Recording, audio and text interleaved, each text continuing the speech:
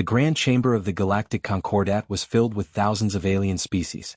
Their voices mixed together as translation devices worked to help everyone understand each other. Some aliens looked like floating crystals, others were made of gas, and some had shapes that were hard to describe. Commander Vectrus stood in the center of the massive room. He was from the Zafrani Collective, a powerful alien empire. His 4 arms were spread wide, and his silver armor shined under the bright lights. He looked confident, almost arrogant. "We will take over Earth in one day," Vectrus announced loudly. "The humans are weak. They have small weapons. Their space technology is primitive. They will not resist us for long." The chamber buzzed with murmurs. Some aliens agreed, others seemed uncertain. Then a single word cut through all the noise.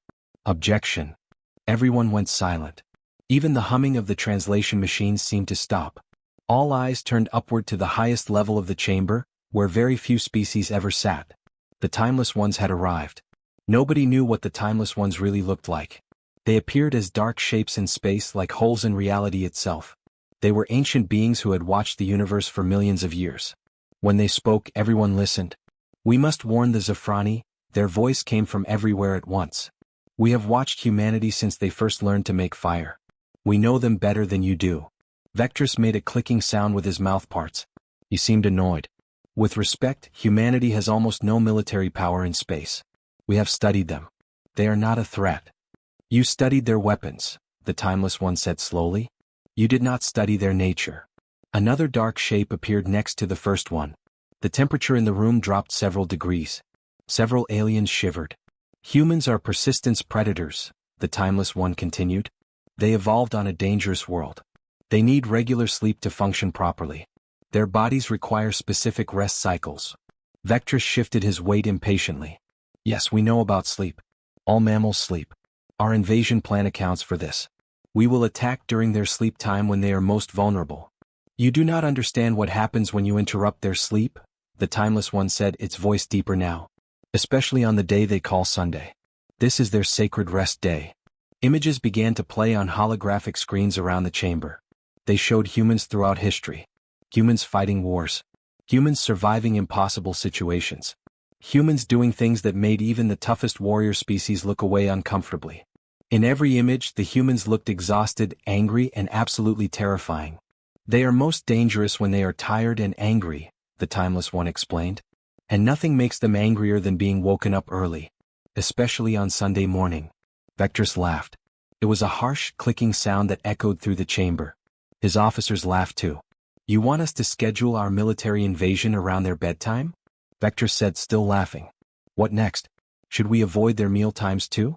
Maybe we should check if it is convenient for them before we attack." Some of the younger alien species joined in the laughter. But the older, wiser species stayed quiet. They watched the Timeless Ones carefully. "We have conquered hundreds of planets," Vectrus continued. "We know how to win wars. You strike early in the morning when the enemy is confused and disorganized. This is basic military strategy used across the entire galaxy. Basic strategy that has never been tested on humans," the Timeless One said quietly. "Your warning is noted," Vectrus said coldly. "But we reject it. The Zafrani fleet will attack Earth at 5 in the morning their time. On Sunday. By sunset, Earth will belong to us."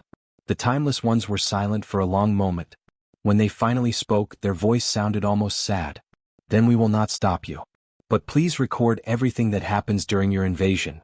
"Why?" asked the Concordat speaker, a glowing alien who managed the meetings. "For education," the Timeless One said simply. "So others can learn from your mistake." Then the dark shapes vanished, leaving behind only cold air and a feeling of dread. Vectrus turned to his second officer, Drennis. "How long until our fleet arrives at Earth?" 16 hours, Commander. We will be in position at exactly 5 in the morning across all their major cities. Sunday morning, just as planned."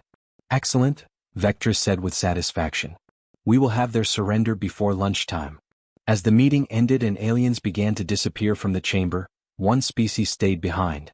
Two members of the Mentory Collective whispered to each other. "Did you watch those videos the Timeless One showed us?" one asked. "Yes. Those humans were terrifying. I counted 17 times where humans were injured, outnumbered, and exhausted. And they still won their battles. They just refused to give up." "That proves nothing." "Maybe. But the timeless ones have existed for millions of years. They have never been wrong before. There is always a first time. The Menthry alien's sensory organs flickered with worry. I think I will watch this invasion from very far away. Something feels wrong about this. Far across space, the Zafrani fleet moved toward Earth at incredible speed. In their command ships, screens showed Earth's defenses. They were weak, scattered, and old-fashioned. The Zafrani commanders smiled at each other. Victory was certain. The timeless ones, wherever they existed, simply watched and waited. They had given their warning. They always gave warnings. But young, arrogant species never listened to warnings. Not until it was far too late. The Zafrani fleet dropped out of hyperspace exactly at 5 in the morning. Massive warships appeared in Earth's orbit, blocking out stars. Their weapons were charged and ready. Across the planet, in every major city, the invasion began at the same moment. In Seoul, Miho was asleep in his small apartment. He had worked a double shift at the hospital and had only gotten into bed 2 hours ago. The invasion sirens shattered his sleep like breaking glass. His eyes snapped open as the walls shook from explosions somewhere in the distance. In New York, Jisoo had just finished her night shift at the factory. She was exhausted, her feet hurt, and she had finally sat down with a cup of coffee. The screaming sound of alien fighters tearing through the sky made her spill hot coffee all over herself. She looked up through her window and saw the massive shadow of a warship blocking the sun. In London, Yoonji and her husband Doyeon were trying to calm their crying baby. They had been up all night. The baby had finally fallen asleep 10 minutes ago. Then the building shook from a kinetic strike 3 blocks away. The baby started screaming again. Doyeon looked at his wife and she looked back at him. Neither of them said anything, but the same thought filled both their minds. In Tokyo, college student Hajuan had been at a party until 3 in the morning. He had an exam on Monday and needed this Sunday to sleep and recover. The sound of the emergency broadcast system blaring from every device in his dorm room made him sit up with a pounding headache. Through his window he saw alien dropships descending through the clouds. The Zafrani broadcast their message in broken human languages. The translation was poor, but the meaning was clear. Surrender immediately or face destruction. Resistance was futile. Earth belonged to the Zafrani collective now. Commander Vectress watched from his flagship with satisfaction. The humans were confused and disorganized, exactly as predicted. Military bases were scrambling to respond, but most were operating with minimal staff. It was Sunday morning after all. Most of their soldiers were off duty. Increase atmospheric pressure, Vectress ordered.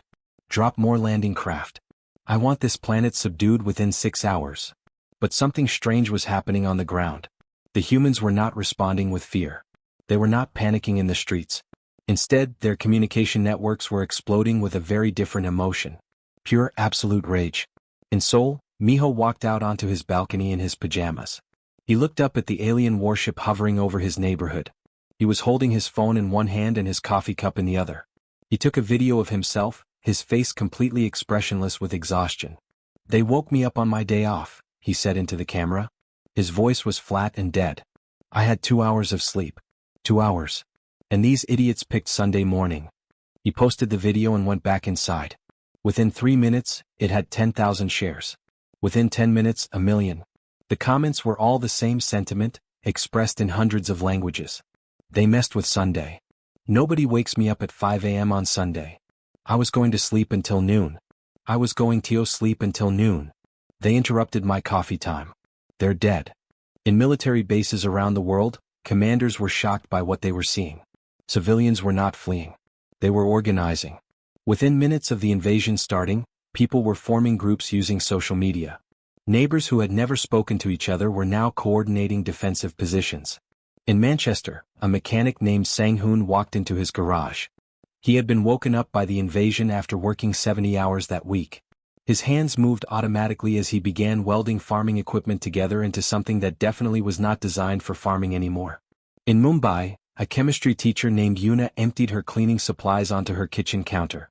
Her husband watched with growing concern as she mixed household chemicals with the precision of someone who knew exactly what she was doing. "Honey, is that legal?" he asked. "Do I look like I care about legal right now?" she replied without looking up. They woke up the kids. On Sunday, before sunrise, the Zafrani ground forces began landing in major cities. They expected terrified civilians running away. Instead, they found something that made veteran soldiers uncomfortable. Humans in pajamas, holding makeshift weapons, running on coffee and spite. A Zafrani squad leader landed in downtown Los Angeles. His translator picked up sounds from nearby humans. They were not screaming in fear. They were yelling about something called brunch, and how they had plans that were now ruined. One human walked up to the Zafrani soldier carrying a baseball bat. He was wearing a bathrobe and slippers. "Do you have any idea," the human said slowly, "what you just did? Do you? It's 5 in the morning. On Sunday." The Zafrani soldier raised his weapon. The human did not back away. Instead, more humans appeared from buildings around them, all holding random objects that they clearly intended to use as weapons. The Zafrani soldier suddenly felt, for the first time in his military career, actual fear. Back on the flagship, Vectrus was reading reports from the ground. His confidence was starting to crack. "Sir," Drennis said nervously, "the humans they're not fighting normally. They're not following any military doctrine we understand. They're just angry. Really, really angry. They're primitives with primitive weapons," Vectrus snapped. "Continue the assault." But deep down, a small voice in his mind whispered the same thing over and over. "The Timeless Ones tried to warn us." 6 hours into the invasion, Commander Vectrus stared at his tactical display in complete disbelief. Every marker that should have been green was flashing red. Ground forces were retreating. Air superiority was compromised. And the damage reports made no sense. "Explain this to me again," Vectrus said slowly, pointing at a report. "How did we lose 3 dropships to farming equipment?" Drennis looked at his datapad nervously. "Sir, a human in rural Kansas modified his crop harvester into a weapon. He drove it at 40 miles per hour directly into our landing zone and destroyed 3 ships before we could stop him. When we captured him, he kept shouting about missing his Sunday morning fishing trip. 1 human. 1 primitive vehicle. 3 of our ships." Vectrus's mandibles clicked rapidly, a sign of extreme stress. In Tokyo, the military had fully mobilized. But what shocked the commanders was not their own forces. It was the civilians. Fighter pilot Minsik had been off duty, sleeping at his apartment when the invasion started. Now he was in his cockpit and he was flying like a man with absolutely nothing to lose. "Minsik, you're too close to that enemy ship," his commander warned over the radio. "Pull back." "I was supposed to sleep until 11, Minsik replied calmly. "I had plans. They ruined my plans." He accelerated directly toward the Zafrani fighter. At the last possible second, he rolled his aircraft sideways, his missiles releasing at point-blank range. The enemy ship exploded. Minsik's plane flew through the fireball without slowing down. "Minsik, that was insane."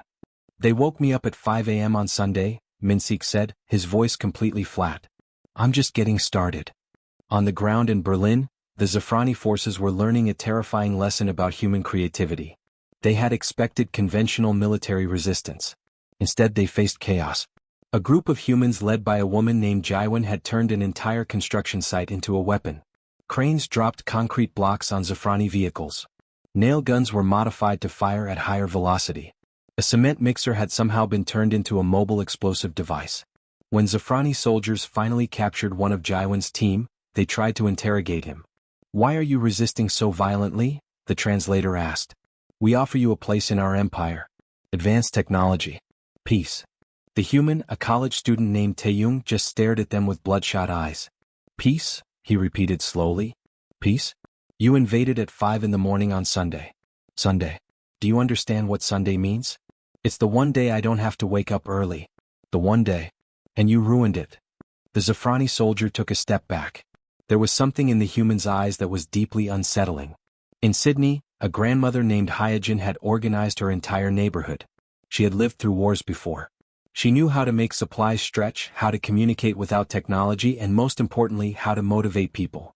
"They think we're weak because we were sleeping," she told the crowd of 200 people gathered in the street. "They think Sunday morning means we're vulnerable. They're about to learn that Sunday is when we have time. Time to focus. Time to organize. Time to make them regret ever coming here." The crowd roared in agreement. Someone handed her a modified industrial drill. She smiled grimly. The Zafrani had made another critical miscalculation. They assumed Earth's internet would be a weakness, a way to spread panic and confusion. Instead, it became humanity's greatest weapon. Social media platforms were flooded with coordination messages. A truck driver in Chicago posted the location of a Zafrani supply depot. Within 15 minutes, 3 separate groups of civilians had raided it. A teenager in Mumbai figured out the frequency of Zafrani communications and shared it online. Within an hour, humans were jamming enemy signals and intercepting their messages. And the memes? So many memes. One image went viral across the entire planet. It showed a human holding a coffee cup with the caption, "You interrupted coffee time. There is no forgiveness for this crime." Another showed a tired mother with the text, "I just got the baby to sleep. Now you will experience true fear." The Zafrani monitoring team tried to analyze these memes to understand their strategic purpose. They could not comprehend that humans were literally making jokes while fighting for their planet. Commander Vectress received a report from a captured ground position. He read it 3 times, certain the translation was wrong. "Sir," Drennis said quietly, "that report is accurate. The humans captured our soldiers and are forcing them to listen to something called morning talk radio. Our troops are describing it as psychological torture. That's against galactic warfare conventions. The humans claim they don't care about conventions. They care about Sunday." In Washington, D.C., the president was in an emergency meeting with military commanders. General Bauman spread out tactical maps across the table. "Madam President, our conventional forces are performing well, but the civilian resistance is what's turning the tide. People are fighting with tools, vehicles, household chemicals. We've had reports of hackers shutting down alien systems, engineers building weapons from scrap metal, and one chef in Paris who somehow weaponized his restaurant's kitchen equipment." "What's driving this?" the president asked. General Bauman looked at her seriously. "They're angry, ma'am. Not afraid. Just purely, completely angry. They woke us up at 5 in the morning on Sunday. Every human on Earth is running on insufficient sleep, too much coffee, and absolute fury." On the Zafrani flagship, alarm klaxons were blaring. 3 more ships had been damaged by what the reports called civilian aircraft being used as missiles. Ground forces were requesting emergency evacuation from 7 major cities. And worst of all, humans had somehow boarded one of their orbital platforms. "How?" Vectress shouted. "How did they get aboard?" "They used a private space tourism rocket, sir," Drennis reported, his voice shaking. "They filled it with explosives and armed personnel. They're not following any logical military strategy. They're just throwing everything they have at us with no concern for casualties or protocol." Vectress watched his invasion crumble in real time. 18 hours ago, victory had been certain. Now, his forces were in full retreat, and he was receiving surrender requests from his own commanders on the ground. The Timeless ones had tried to warn him. Never wake them early. Especially not on Sunday. He had laughed at the warning. He was not laughing anymore. 20 hours after the invasion began, Commander Vectress sat in his command chair watching his empire collapse. The tactical display showed red markers everywhere. Of the 200 ships he had brought to Earth, 43 were destroyed, 67 were severely damaged, and the rest were retreating to higher orbit. "Sir, we're receiving another surrender request," Drennis said quietly. "This time from Ground Force Delta in New York. They say the humans have them surrounded and are threatening to do something called rush hour traffic to them." "What does that mean?"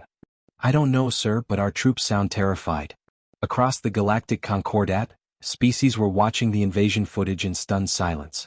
The emergency session had been called 6 hours ago when it became clear that something had gone terribly wrong. The Menthry observer who had worried about the invasion now watched the screens with a mixture of horror and fascination. Humans were fighting with everything. Literally everything. One video showed a human ramming a fuel truck into a Zafrani position. Another showed civilians using construction drones as attack vehicles. A third showed someone who had somehow turned a coffee maker into an explosive device.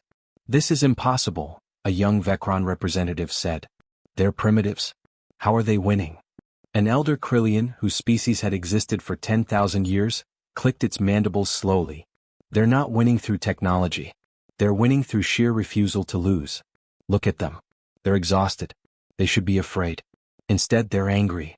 On the main screen, a video played of a human woman being interviewed by a news crew while literally standing on top of a destroyed Zafrani vehicle. "Ma'am, what made you decide to fight back?" the reporter asked. The woman, a nurse named Sora who had just finished a 12-hour night shift, looked directly at the camera with dark circles under her eyes. "They woke me up," she said simply. "I worked all night. I was going to sleep until 2 in the afternoon. I had a plan. A beautiful, perfect plan. And these idiots ruined it. So now I'm ruining their invasion." The Galactic Concordat watched in silence as more footage played. Humans coordinating attacks through entertainment platforms. Humans using civilian spacecraft as weapons. Humans showing absolutely zero fear of death, only anger at interrupted sleep. Then the Timeless Ones appeared in the chamber. You were warned, their voice echoed through the space. No one dared to speak. We told you. Never wake them early. Never disturb their rest day. You did not listen. More footage played on the screens. The Timeless Ones had compiled everything into a single devastating presentation. Humans are persistence predators, the Timeless One explained. On their world, they hunted prey not by being stronger or faster, but by simply refusing to stop. They would chase animals for days until the prey collapsed from exhaustion. This behavior is encoded in their biology, in their culture, in their very souls. The footage showed human history. Marathon runners. Mountain climbers. Explorers crossing frozen wastelands. Scientists working for decades on single problems. People surviving impossible situations through sheer stubbornness. They are most efficient when well-rested and content, the Timeless One continued. But when you interrupt their rest, when you make them angry, when you threaten their home, you activate something ancient and terrifying. You create an enemy that will not stop, cannot be reasoned with, and refuses to acknowledge the possibility of defeat. A new video appeared. It showed Miho, the hospital worker from Seoul, leading a group of 20 civilians. They were attacking a Zafrani position using homemade weapons and tactics that made no military sense whatsoever. They should have failed. Instead, the Zafrani retreated. You attacked them on Sunday morning, the Timeless One said, and now there was something in its voice that might have been satisfaction. The one day in their 7-day cycle dedicated entirely to rest and recovery. You united every human on the planet in one single emotion. You gave them a common cause that transcends their thousands of languages, their hundreds of nations, their countless differences. The screen showed protests and celebrations from before the invasion. Humans disagreeing about everything. Fighting over politics, religion, resources, territory. They could not agree on anything. Then it showed humans now. Working together. Fighting together. A Christian and a Muslim sharing ammunition. Political rivals coordinating attacks. Rich and poor fighting side by side. Invasion forces report that humans keep mentioning something called brunch, Drennis had told Vectress earlier. They say they had brunch plans that were ruined. Our psychological analysis teams cannot determine why this meal is so important to them, but they seem willing to die protecting it. On Earth, the counterattack was reaching its peak. Humanity had not only stopped the invasion but had captured 7 Zafrani ships intact. Teams of engineers were already taking them apart, learning their technology, reverse engineering their weapons. In Geneva, representatives from Earth's nations gathered. For the first time in decades, they were in complete agreement. We need to send a message to the Galactic Concordat, the Secretary General said. What should it say? A military commander, General Jiho from South Korea, smiled grimly. Tell them we accept their surrender. Tell them we want reparations for damages. Tell them we want technology transfers. And tell them if they ever try this again, we won't be nearly as nice as we were today. You call this nice? Someone asked. They woke us up at 5 a.m. on Sunday, Jiho replied. They're lucky we're letting any of them leave alive. Back on the Zafrani flagship, Vectress made the hardest decision of his military career. He opened a channel to Earth. This is Commander Vectress of the Zafrani Collective, he said, his voice barely steady. We request terms of surrender. Unconditional surrender. Please, just let us leave. The response came from a tired-looking human official named Kyung-soo who was drinking something from a large cup labeled World's Okayest Human. We'll consider your surrender, Kyung-soo said, after we've had our coffee. And brunch. And maybe a nap. You'll wait until we're ready to deal with you. Because unlike you, we actually respect sleep schedules. The transmission ended. Vectress sat in his chair, staring at nothing. The Timeless Ones had been right about everything. Humanity was most dangerous when tired, angry, and united. And the Zafrani had managed to make them all three at once. 6 months had passed since what humans now called the Sunday morning incident. The Galactic Concordat had changed in ways that no one could have predicted. Earth's representative, Ambassador Minji, stood before the full assembly.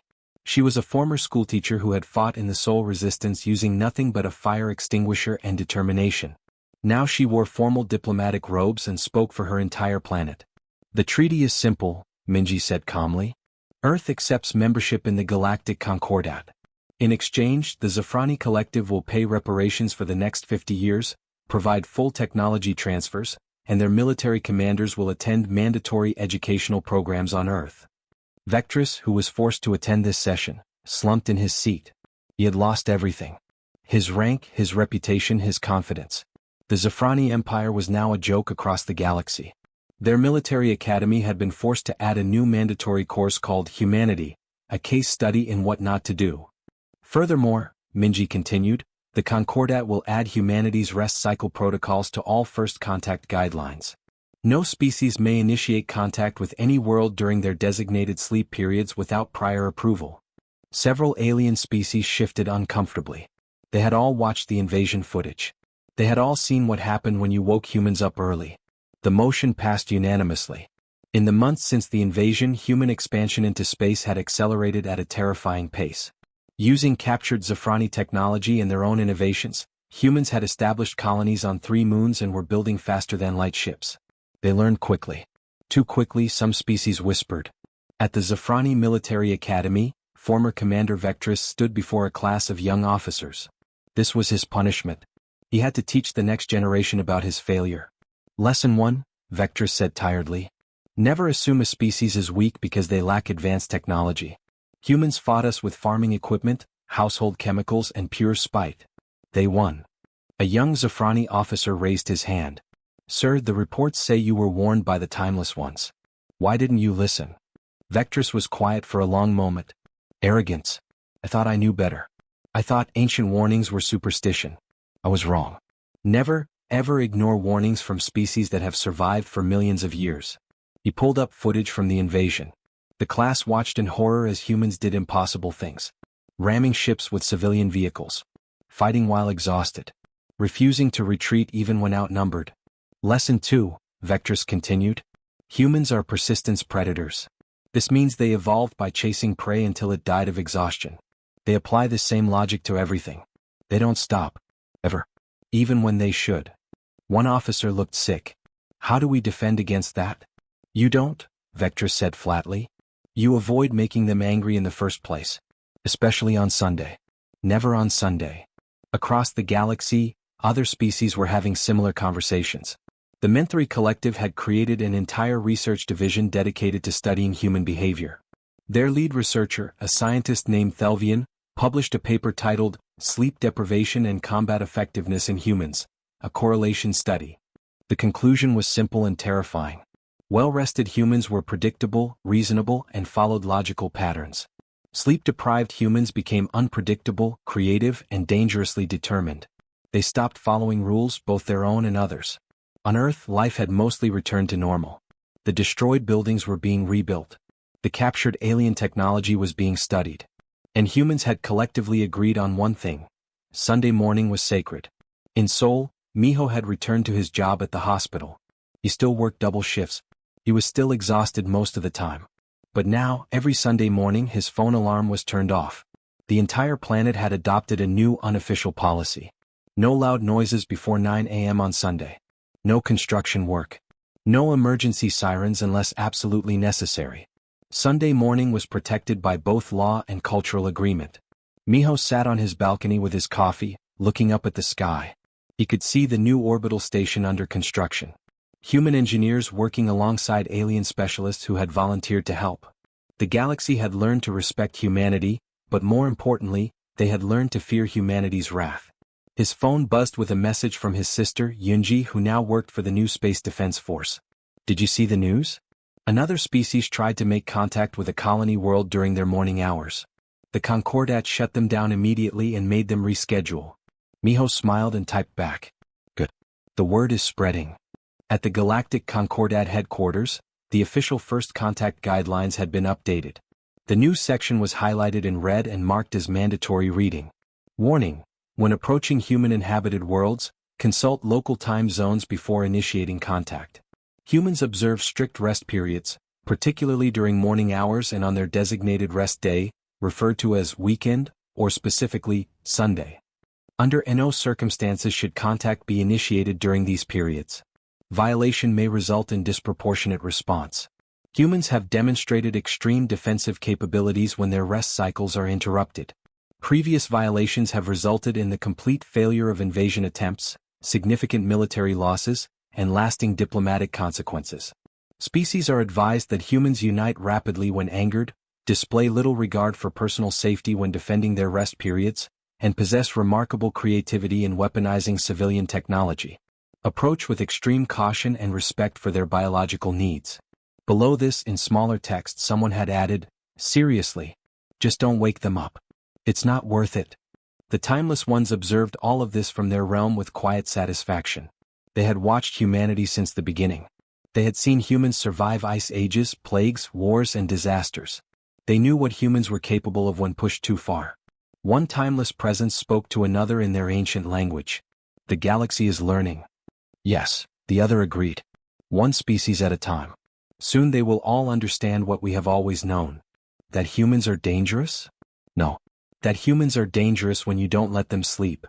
On Earth, in a small apartment in Tokyo, college student Hajuan was finally able to sleep in on Sunday morning. His alarm was off. His phone was on silent. Outside his window, the world was quiet and peaceful. He smiled in his sleep, completely unaware that his species had just become one of the most feared civilizations in the galaxy. All because someone had made the mistake of waking them up early. On Sunday. The one rule that now echoed across 1,000 worlds: never wake the humans early. Especially not on Sunday. The Timeless Ones had been right all along. They always were. The end.